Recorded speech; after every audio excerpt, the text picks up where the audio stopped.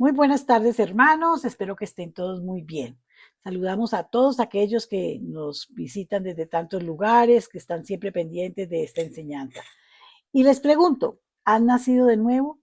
La Biblia dice en Juan 3:1, había entre los fariseos un dirigente de los judíos llamado Nicodemo. Este fue de noche a visitar a Jesús. Rabí le dijo, sabemos que eres un maestro que ha venido de parte de Dios, porque nadie podría hacer las señales que tú haces si Dios no estuviera con él. Cuenta este pasaje que en una ocasión, siendo de noche, un hombre llamado Nicodemo se acercó a Jesús. Este hombre era un fariseo principal entre los judíos, miembro del Sanedrín, el cual era además reconocido como un gran maestro entre su pueblo. Como judío, Nicodemo esperaba a un Mesías que viniese a liberar a Israel del yugo del imperio romano y estableciera su reino sobre la tierra, donde el pueblo judío sería el primero entre las naciones y todos sus enemigos serían destruidos. Los fariseos se habían declarado contrarios a Jesús y sus enseñanzas, y muchos buscaban eliminarlo. Sin embargo, Nicodemo estaba muy intrigado por los milagros de Jesús y la autoridad con que él hablaba. Él reconocía que había venido de parte de Dios por las señales que hacía y aceptaba que era un maestro por sus grandes conocimientos de las escrituras. Pero, ¿habrá algo más en este hombre? Se preguntaba constantemente. Jesús, reconociendo el corazón de Nicodemo, un genuino deseo de conocer la verdad, le respondió de una manera que lo dejó estupefacto. De cierto te digo, que el que no naciere de nuevo no puede ver el reino de Dios. Le dijo, nacer de nuevo no es una frase fácil de entender, mucho menos en aquellos tiempos en que este concepto espiritual era totalmente desconocido. Es una descripción idónea del proceso que se lleva a cabo en nosotros cuando aceptamos a Jesucristo como nuestro Señor Salvador. No se trata simplemente de un cambio en la manera de ser o en la forma de hablar. Más bien, el viejo estilo de vida termina y comienza una nueva vida en el espíritu que es completamente diferente. Por consiguiente, tiene sentido decir que hemos nacido de nuevo, ¿verdad? Así le dijo el apóstol Pablo a los cristianos de Efeso. En otro tiempo ustedes estaban muertos en sus delitos y pecados. Esto significa que ya no somos aquellos que una vez vivimos en tinieblas y en pecado, sino más bien una nueva creación que existe para la gloria de Dios. De esta manera lo describe Pablo. De modo que si alguno está en Cristo, nueva criatura es. Las cosas viejas pasaron y aquí todas son hechas nuevas. Es muy importante que entiendas el profundo significado de la enseñanza de Jesús a Nicodemo. El propósito de Dios no es simplemente que cambiemos en algunos aspectos, es su deseo rehacernos totalmente de nuevo. En esto hay una gran diferencia. El viejo yo muere en este proceso y la vida de Cristo se manifiesta en su lugar. He sido crucificado con Cristo y ya no vivo yo, sino que Cristo vive en mí. Lo que ahora vive en el cuerpo, lo vivo por la fe en el Hijo de Dios, quien me amó y dio su vida por mí y por todos nosotros. Cuando aceptamos a Jesucristo como nuestro Salvador, el Espíritu Santo viene a morar en nosotros y así comienza este proceso de morir a la carne y nacer de nuevo en el Espíritu. Somete tu vida totalmente al control del Señor y permite que el Espíritu Santo lleve a cabo en ti maravillosos milagros del nuevo nacimiento. Hay que nacer de nuevo. Vamos a orar. Gracias, Padre Celestial, por ese sacrificio de tu Hijo Jesús en la cruz del Calvario, quien dio su vida para que nosotros tuviésemos una nueva. Te ruego me ayudes a morir a la carne, Señor, y a vivir de manera que tu nombre sea glorificado todo el tiempo, Padre Celestial. Por Cristo Jesús. Amén y amén. Los dejo en compañía de nuestro amadísimo Pastor John Jairo. Amén. Gracias, amor. Muy buenas tardes a todos. Un abrazo cordial desde aquí a la distancia donde usted se encuentre, con mucho cariño, esperando que toda su vida vaya de la mano de Dios. Eso no quiere decir que no hayan problemas, porque el Señor no nos mintió cuando dijo, ustedes van a tener aflicciones. La cuestión es cómo pasar por medio de esas aflicciones, sino de la mano de Dios. Porque esa es la voluntad de Dios para nosotros, amén. Y es lo que tenemos que entender. Porque hay gente que yo creo, de la manera en que se expresan y cuando llevan tantos años en el Evangelio,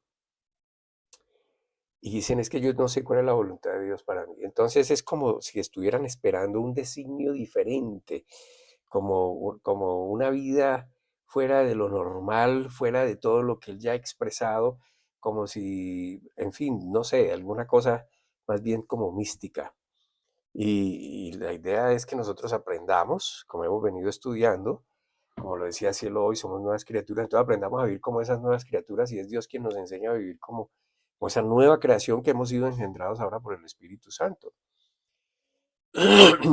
Y volviendo y siguiendo con nuestra enseñanza, nuestra serie de enseñanzas con base en los 10 mandamientos, porque en los 10 mandamientos dejan ver la personalidad de Dios, el carácter de Dios, el deseo de Dios para nosotros, qué es lo que Él desea que aprendamos a hacer y cómo relacionarnos con los demás y con Él mismo, por supuesto.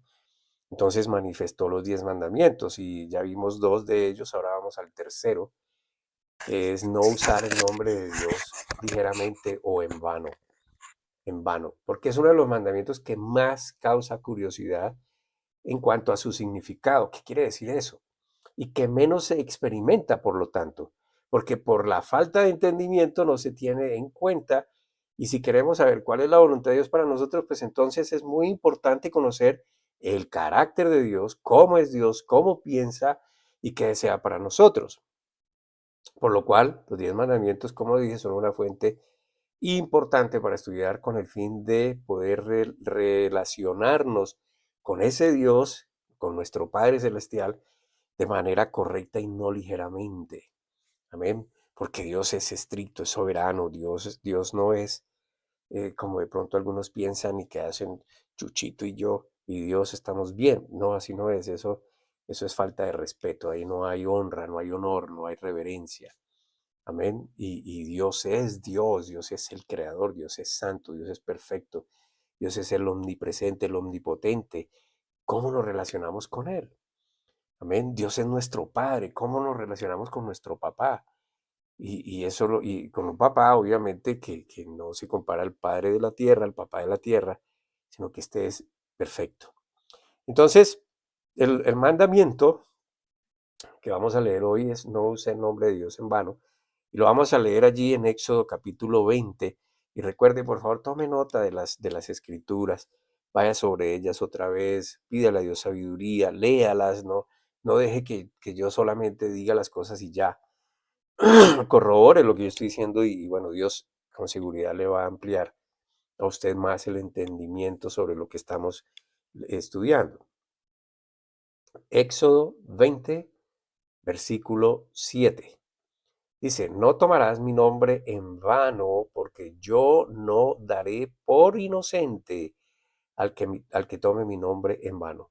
Escuche, esto es una declaración fuerte, no tomaré por inocente.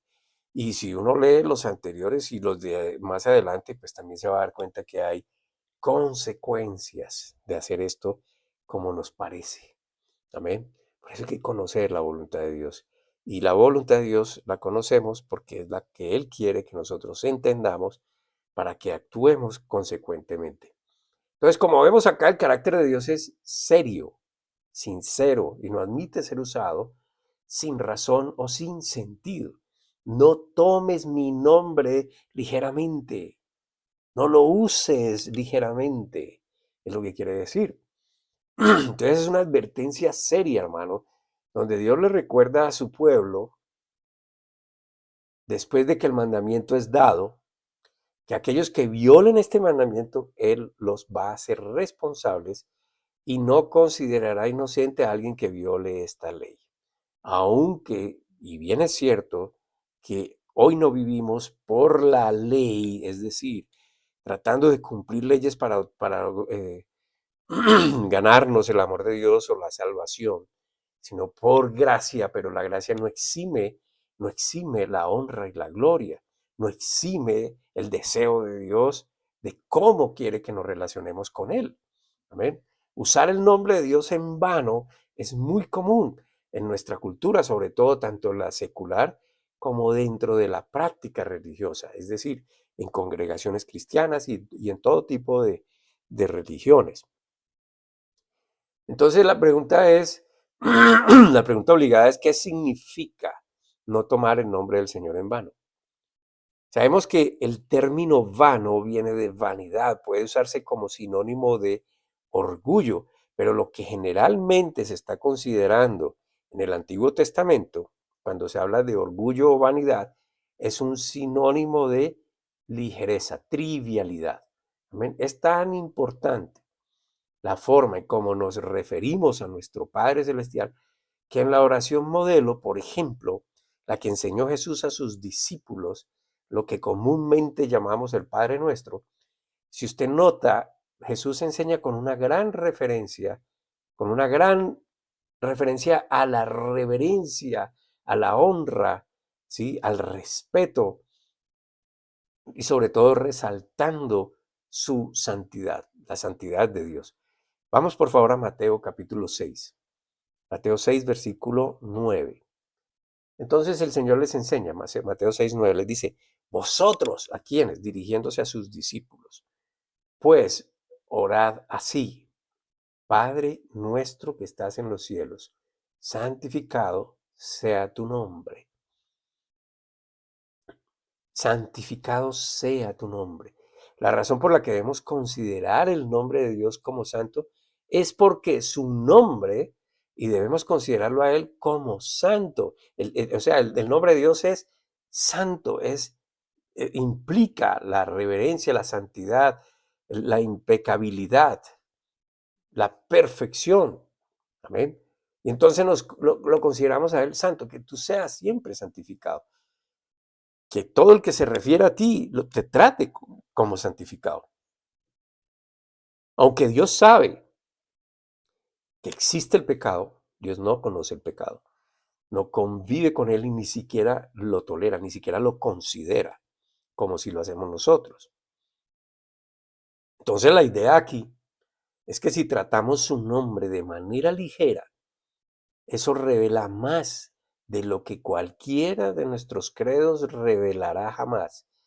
Va a revelar actitudes muy profundas de nuestros corazones hacia este Dios con el que queremos relacionarnos. Va a enseñar realmente cuál es su pensamiento, cuál es su actitud conforme a Dios, en qué grado lo considera usted, dónde lo tiene empotrado. Si es una persona que merece todo respeto y toda honra y toda gloria y toda reverencia, o sencillamente es como alguien más de alrededor suyo. Entonces, ¿cómo se pueden presentar las transgresiones de este mandamiento? ¿Cómo violamos este mandamiento? Y la más obvia, por supuesto, sería hacer un uso blasfemo del nombre de Dios. Y sabemos lo serio que es para Dios la blasfemia. ¿Sí? Existen expresiones sencillas y yo creo siempre que sin mala intención, pero que son muy ligeras. Por ejemplo, para acentuar la dificultad de una situación, cuando encontramos una situación difícil o cuando se presenta algo complicado, entonces enseguida surgen expresiones como Santo Dios o como Dios mío. ¿Y qué es lo malo en ello? ¿Sí?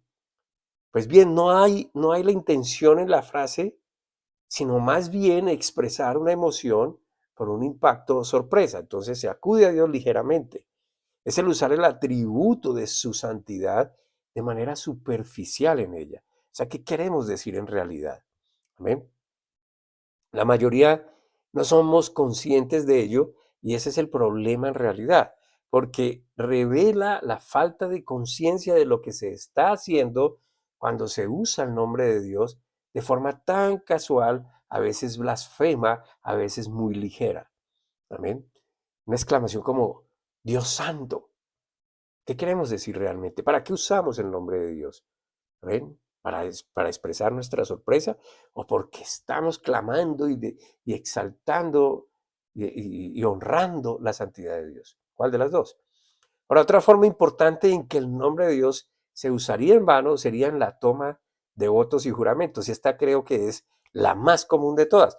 porque esa era la costumbre también en el pueblo de Israel, debido a la propensión de los seres humanos a romper las promesas y porque se viola la confianza de los demás, que el hacer promesas y recibir promesas se quisiera elevar a un grado más alto de sinceridad y sinceridad cuando la promesa era santificada por un juramento o por un voto. De modo que la promesa no era solo una declaración casual de intención de lo que haríamos o diríamos, sino que se convertía en una promesa solemne, era algo serio, en un propósito a lograr mediante la perseverancia para cumplirlo.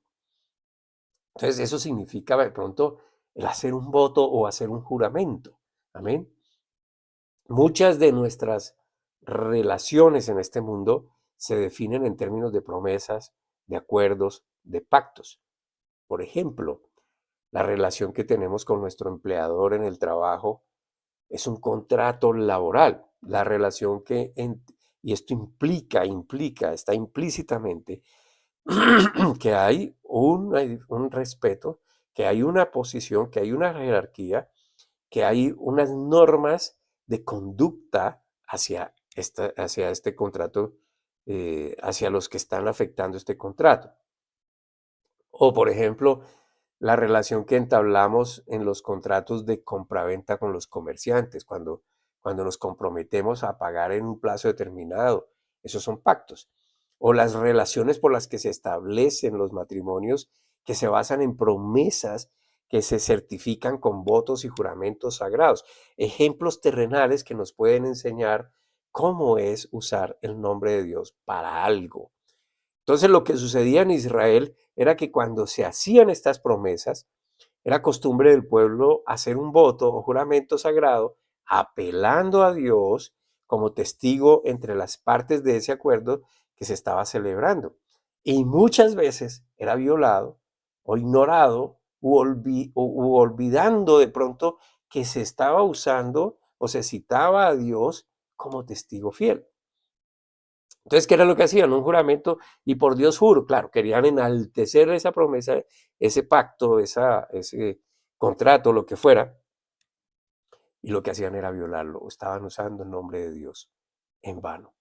Entonces, lo que se hace es que se apela a Dios cuando usted usa a Dios de por medio. ¿Qué es lo que usted está haciendo en realidad? Usted apela a Dios para que Él sea el juez final de la verdad que se está exponiendo. O sea, se está diciendo que se coloca el alma a rendir cuentas ante la santidad y la justicia de Dios Todopoderoso, que conoce la verdad de forma absoluta, que sabe lo que cada cual ha hecho y que sabe incluso lo que hay en el pensamiento de las personas. Entonces, poner al nombre de Dios ligeramente es decir, sé tú el juez. Amén. Y Dios, en última instancia, es el árbitro de toda verdad y por eso se está invocando su presencia como testigo, diciendo que se jura en el mismo nombre de Dios que lo que se va a decir o hacer es la verdad. Es algo serio, porque recuerde el mandamiento. Sí, recuerde lo que dice el mandamiento. Entonces, si nos damos cuenta de cuál es el mandamiento, yo no daré por inocente al que tome mi nombre en vano. Entonces no se puede tomar el nombre de Dios de una manera ligera, ¿sí? De una manera que sencillamente por darle o tratar de darle esa seriedad, pues no se puede coger el nombre de Dios de esa manera tan ligera. Entonces Dios se convierte en árbitro y Dios dice, si tú estás usando mi nombre y no vas a cumplir, yo no te voy a tomar por inocente. O sea, no lo hiciste ingenuamente. Entonces Jesús le dio mucha importancia al tema de los votos y juramentos. Y por eso él, consecuentemente, con el mandamiento, enseñó esto también. Y Jesús le dijo a su pueblo, vamos a Mateo capítulo 5, Mateo 5, y vamos a leer del 33 al 37. Mire otro ejemplo, otra enseñanza con base en lo mismo. Mateo 5, 33 al 37 dice, además, habéis oído que fue dicho a los antiguos, no perjurarás, sino que cumplirás al Señor tus juramentos. Pero yo os digo, no juréis en ninguna manera, y por el cielo, porque es el trono de Dios, ni por la tierra, porque es el estrado de sus pies, ni por Jerusalén, porque es la ciudad del gran rey. No jurarás ni por tu cabeza, porque no puedes hacer que un cabello sea ni blanco ni negro, pero sea vuestro hablar sí, sí y no, no, porque lo que va más allá de esto procede del mal. En otras palabras, Jesús estaba enseñando sobre votos y juramentos ilícitos. No se trata de complacencia, no se trata de conveniencia, sino de asumir con humildad una posición y la reverencia siempre hacia lo que Dios desea que nosotros hagamos, seamos y vivamos. Amén. Es decir, no trates de quedar bien, no trates de hacer cosas que no puedes. Si vas a decir sí, que sea sí. Si vas a decir no, que sea no. Y no pongas a nada por intermediario. Entonces, Jesús se fue claro y como está haciendo el mandamiento al darlo Dios, no uses mi nombre en vano. Entonces, claro que puede surgir el interrogante sobre la razón por la cual Dios no quiere que hagamos juramentos o votos en vano, ni siquiera por la tumba de la Madrecita Santa, y menos usando su nombre como testigo. ¿Cómo puede ser inclusive considerado idolatría el hacer un juramento por lo que sea en vano? Piensa en el siguiente ejemplo común. Una persona en determinada situación dice, juro por la tumba de mi madre que voy a hacer tal o cual cosa. Piensa en esto. ¿Cuánto puede, si lo que se está jurando es por esto, estoy poniendo eso como intermediario, como juez? ¿Cuánto puede entonces, cuánto poder puede tener la tumba de la madre para obligarse a cumplir la promesa? Pues ningún poder en absoluto. La tumba de la mamá no tiene oídos que puedan oír, no tiene ojos que puedan ver, no tiene poder para castigar o hacer responsable a la persona si rompe la promesa. Al jurar por algo que es menos que Dios, lo que estamos haciendo es atribuyéndole el mismo poder de Dios. Estamos actuando como si esa tumba pudiera hacer lo que solo Dios puede hacer y cometiendo así un acto de idolatría. ¿Amén? Entonces, no jures si no vas a cumplir. Y menos uses el nombre de Dios, porque al usar el nombre de Dios le está diciendo, tú sé mi juez. Y Dios conoce todas las cosas, hasta la intención de los corazones. Ahora, la razón por la que juramos en nombre de Dios es que el propio juramento de votos y juramentos lícitos es en sí mismo un acto de adoración, porque se está dando testimonio de la fe en que Dios puede oír todo y que puede ver todo, que Él sabe todo, que Él es omnisciente, que Él es omnipresente y que Él es omnipotente. Él tiene el poder de juzgar entre nosotros y que Él tiene la autoridad para ser el árbitro final entre las personas. Y mira, hermano, como decía yo anteriormente, es difícil para el hombre creer y menos aceptar algo que no ve, que no siente, que sus sentidos no palpan. Por eso es que el nombre de Dios es mal usado, porque se cree y no se cree. Es decir, la gente se rige a un Dios o pronuncia el nombre de Dios, pero no tienen esa conciencia de que Dios lo ve todo, lo oye todo, lo sabe todo. Amén. Y entonces la gente fácilmente usa el nombre de Dios, sin darse cuenta, sin entender, sin tener la conciencia de que al invocar el nombre de Dios lo que está haciendo, aunque no lo vea, aunque sus sentidos no le digan que es real, está haciendo que algo se desate de parte de Dios sobre su vida.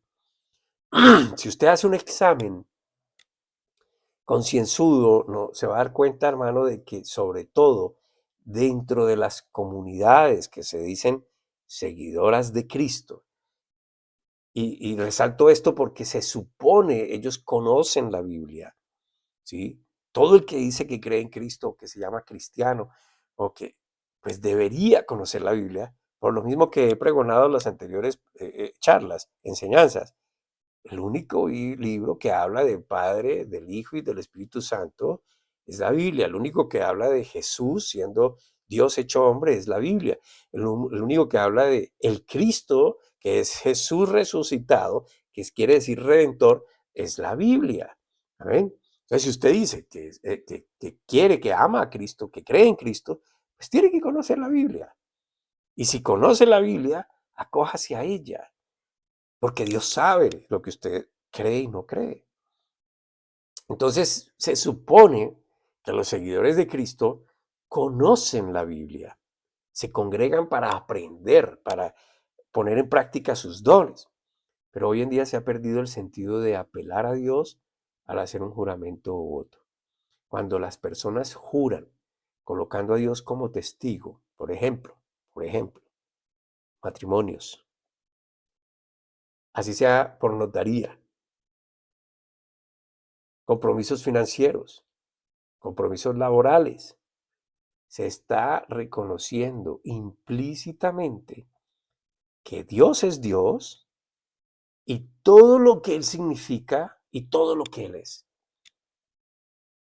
Ahora, si usted cree en la expresión escrita de la Biblia, pues Dios dice, no use mi nombre ligeramente.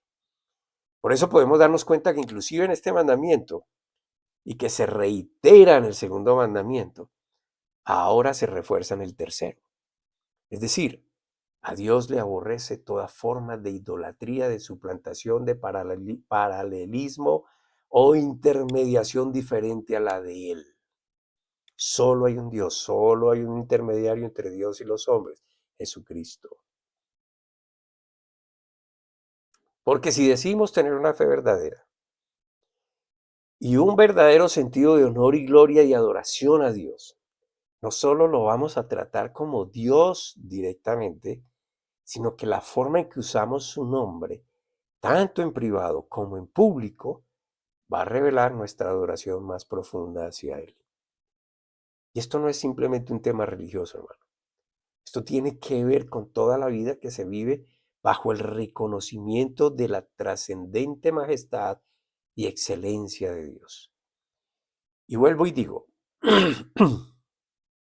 no es conforme al parecer del hombre, no es conforme a su sabiduría, y aun cuando usted no le dé crédito a todo lo que dice la Biblia, se cumple, hermano. Mire, una forma que me gusta a mí de pronto usar para explicar de que la palabra de Dios se cumple son, por ejemplo, las leyes físicas. Una de esas leyes físicas, y aunque no soy físico ni químico, pero hablando, por ejemplo, de la ley que produce la lluvia, se reúnen unos factores que determinan en su impacto que caiga lluvia, que produzca agua que viene del cielo. Eso es una ley física. Si estos dos se juntan, se produce. Si yo creo o no creo en eso, es irrelevante, porque de todos modos no es sino que la ley física se cumpla, se complemente y viene el agua. ¿Ven? Lo mismo la palabra de Dios. Dios dijo, y así es, y así va a suceder. Si usted lo cree o no, eso ya no es asunto de Dios. Pero que Dios dice y se cumple, así es. Amén. Hay otras formas en las que el nombre de Dios se usa ligeramente. Y es de pronto cuando oramos. Hay que recordar a quién le estamos hablando, porque es fácil iniciar bien, reverenciando, honrando el nombre de Dios. Padre bendito, te damos gracias, Señor. Tú eres bueno, tú eres justo, grande y poderoso, tú eres Dios. Listo, empezamos bien. Pero enseguida comenzamos como, sobre todo a veces en los púlpitos o en las oraciones colectivas, ligeras, por medio de esa oración se comienza a enviar mensajes a otros por medio de ella. O o en la oración la usamos para querer darle instrucciones a Dios, quien todo lo sabe y puede, para que Él haga lo que nosotros queremos. O tratar de ponerlo a favor de alguien y en contra de otro. Ejemplo clásico, un partido de fútbol. Señor, bendice a nuestros jugadores y que ellos ganen y los otros que no tienen derecho a Dios. Dios no se mete en esas cosas. Estamos usando el nombre de Dios en vano. Amén. O a favor de una persona y en contra de otra. Amén. O que favorezca lo que a mí me gusta o quiero y se oponga a la de los demás. Eso es ignorancia y eso es usar el nombre de Dios en vano. Porque Dios no toma partido en las cuestiones terrenales. Él ya expresó su voluntad. Amén. Y lo que debemos es aprender esa voluntad porque esa es la voluntad de Él para mí, para usted. Y ejemplos de esa manera. Yo sé que Dios les va a ampliar el entendimiento para esto, para que podamos conocer mejor sobre qué es usar el nombre de Dios en vano. En la oración podemos tratar de manipular a Dios, o en las acciones, hermanos, las acciones, por ejemplo, en la iglesia, en las congregaciones cristianas, cuando se quiere usar el nombre de Dios para manipular el diezmo o la ofrenda. Yo creo en el diezmo y la ofrenda, pero no de manera manipulable. Es decir, yo no puedo orar y decir, Señor, gracias, multiplique y bendice, y al que más traiga y más bendícelo, y Señor, y mira el corazón de aquel generoso. No, esa no debe ser una oración. O la gente cuando quiere dar el diezmo, Señor, multiplica este dinero y no sé. Eso no es una oración. Eso es usar el nombre de Dios en vano. Amén. El diezmo y la ofrenda se deben enseñar como son, para qué se usa el diezmo, la ofrenda, como usted lo quiera llamar, el dinero que usted aporta a la iglesia, a la congregación, a su pastor. Pues primero es para el sostenimiento del pastor, porque esto es un trabajo. Amén. La gente quiere, la gente no ha entendido y el común del pueblo dice es que son unos vividores. Óyeme, el pastor ora por usted, el pastor va y visita, el pastor sufre por usted, el pastor trata de ayudar en las cosas, el pastor estudia para que usted aprenda, el pastor, etcétera, etcétera. Amén. Ese es su trabajo. Dios lo tomó para hacer ese trabajo. Amén. Y es honroso. Entonces, lo primero es para el sostenimiento de sus pastores. Lo segundo debería usar para ayudar a otros, pero para ayudar a crecer esta obra es el principal objetivo, que es crecer, no llenarnos de personas que se sienten a escuchar a un pastor, no, ni que se vuelva una iglesia departamentalizada. Entonces las viudas jóvenes, las viudas más viejitas, las niñas, los niños, los jovencitos, los casados, los ejecutivos, y se departamentaliza. Y entonces cuando se va uno a dar cuenta, lo que están haciendo ahí es una segregación. No una congregación, sino una segregación. Y finalmente lo que debemos hacer es enseñar cómo la palabra de Dios es la voluntad de Dios para nosotros. Y cómo es que esa palabra nos ayuda a cambiar, a deshacernos de lo que nos hace daño y a proyectarnos a la vida correcta. Entonces no puede ser manipulado. Amén. Eso es usar el nombre de Dios en vano. Ahora, para terminar, otra manera en la que se incurre en usar el nombre de Dios en vano una y otra vez, es atribuyendo al nombre de Dios impulsos y dirección que no vienen de Él en lo absoluto. ¿Con qué facilidad le decimos a nuestros amigos y conocidos cosas como el Señor me guió a hacer esto o el Señor me habló y me dijo que hiciera esto? Es un comportamiento espiritual que llega a ser aceptable entre los creyentes. Pero yo pregunto, y alguien se atreve a preguntarle, ¿y cómo sabes que fue Dios? ¿Y cómo entiendes que Dios te mandó a hacer esta cosa? ¿Y cómo crees que, etcétera? Y no niego que Dios puede hablar a alguien o conducir a alguien a algo, pero no debe ser una práctica que por más que los sentimientos y emociones digan que viene de Dios, sea de Dios y por lo tanto se haga. Hay que tener cuidado con esto. Amén. No se puede usar el nombre de Dios, por ejemplo, en vano en las canciones. ¿Cómo es usar el nombre de Dios en vano en las canciones?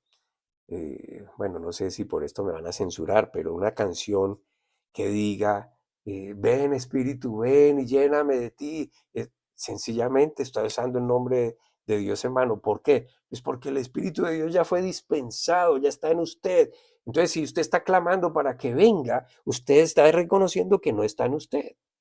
Amén. Entonces lo está usando en vano. Amén. Y así muchas cosas. Por eso hay que escuchar bien lo que se canta. Y puede sonar muy bonito, muy melódico, pero hay que saber qué es lo que estamos tratando de cantarle a Dios. No se puede hablar de parte de Dios ligeramente, hermano, porque la advertencia está escrita. Mire otro ejemplo, los tales profetas. ¿Sí? ¿Quién es profeta de Dios? Porque hay profetas del diablo. Pero ¿quién es profeta de Dios? El que habla de parte de Dios. ¿Hay profetas en este tiempo? Sí, que se sujetan a la palabra de Dios, no al impulso que tienen por dentro. No, Dios me dijo que te dijera que te fueras disparado. Cuidado con eso. Puede que sea verdad, puede que no.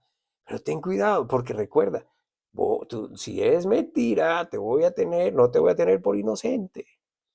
Si estás hablando de mí, sobre todo usted va a encontrar por allá en Jeremías, en Zacarías, en Ezequiel, hablando de los profetas. Esto es delicado. Jeremías 28:9 dice, Jeremías 28:9, en cuanto al profeta que profetiza paz, escucha esto, cuando su palabra se cumpla, se reconocerá al tal profeta verdaderamente, que al tal profeta verdaderamente le ha enviado el Señor. Cuando se cumpla, cuando su palabra, lo que dice, se cumpla. Y si no se cumple, entonces ¿cómo es? El tal es mentiroso. O sea que el que habla de parte de Dios debe saber que Dios no es un juego ni se basa en las emociones humanas. No se puede decretar palabra que no ha salido de la boca de Dios. Y la que ha salido está escrita, es la que usamos para hablar en verdad. Pregúntese usted, ¿cómo es que usted usa el nombre de Dios en su vida rutinaria, en su vida diaria, en su forma de hablar? ¿Cómo lo usa? Por ahí puede empezar y darse cuenta si lo que usted está hablando es realmente honrando el nombre de Dios con un propósito de la voluntad de Dios o simplemente guiado por espíritu, por impulsos y emociones. Amén. Bueno, por hoy creo que ya terminamos con esto.